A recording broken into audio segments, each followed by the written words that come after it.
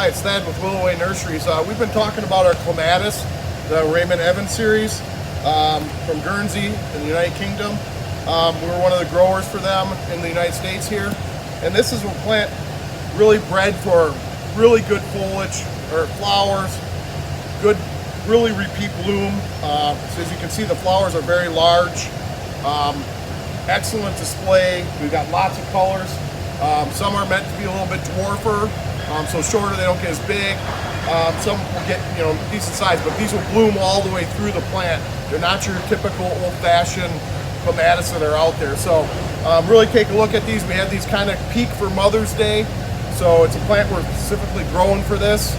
So I encourage you to take a look at availability and see what we have out there. They do come with a little bamboo trellis they're already on, so real great display. We wrap them, we have to pinch them quite a bit, and they're at this perfect point right now to go into the retail yard. Hi, Thad with Willow Way Nurseries, Avon, Ohio. We're here with our hydrangea macrophylla crop.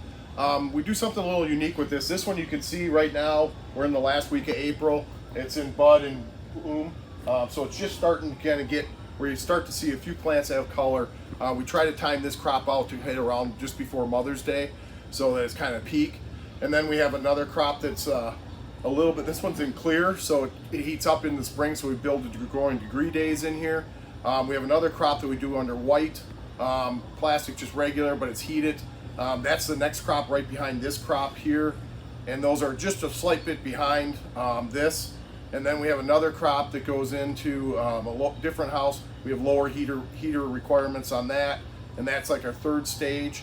And then we do a crop that goes to the cooler, and that's the last crop. In between that, we have ones that go underneath bunker plastic, and we maintain those.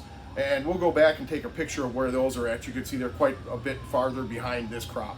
So why we're doing that is because hydrangea macrophylla need 8 to 12 weeks to rebloom from a trim.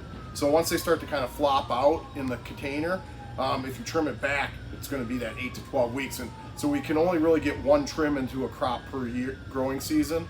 So it's important for us to make sure we have these staged crops so that we have peak readiness for our customers. All right, we're back in W12. This is just one of our sections. I talked about the bunker plastic over the hydrangea macrophyllas. As you can see, these are quite farther behind. They've actually just broken bud and leafed out. You can still see some of the twigs down in, but they're just pushing up right now. So the process with these is in the fall, when we're covering houses, we put plastic, we put the bunker over top of this, and we leave it that in white, and then bunker. And we have to transition two things. One is the temperature in here, and also pulling them back out in the spring from into the light. So I want to talk a little bit about both of those. So when we cover in the fall, we keep the doors open, and we kind of let cool air come in here. It cools them down. And then what we do in the spring is we manage the doors. So cooler nights, we open up the doors and let cold air come in here. It's opposite of what we're doing with a lot of the other crops on the farm. And that cold air coming in, and then in the mornings we close the doors back up and trap that cold air in like a refrigerator. And with the bunker plastic or panda plastic, so it's white on the outside, black on the inside. It's really dark inside of here, and that the cold and the dark holds these things back. And we're probably 2 or 3 or 4 weeks behind what you saw up there earlier in the video. So that helps us with what I was talking about, that trimming cycle.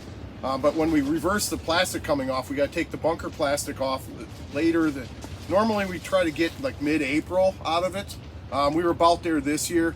We sometimes can go a little later. It just depends on how the spring is. This spring's been exceptionally warm, and so that's been a challenge.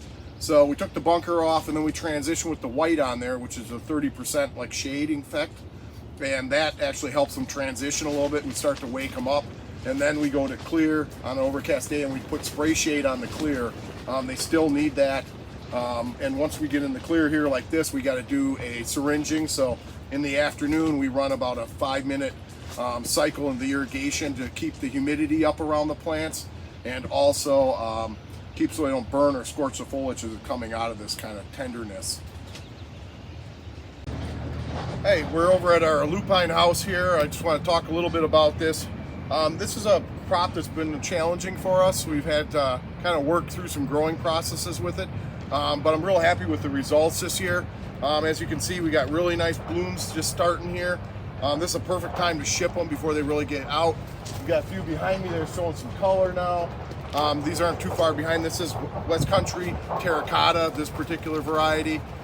So these are a spring bloomer, look really good. Put a lot of effort into putting a flower out that's really astounding and really nice. So it'll just keep get bigger and bigger. So a lot of color it sends up. So one of the challenges with this plant is it's very susceptible to anthracnose, which is a disease of the foliage.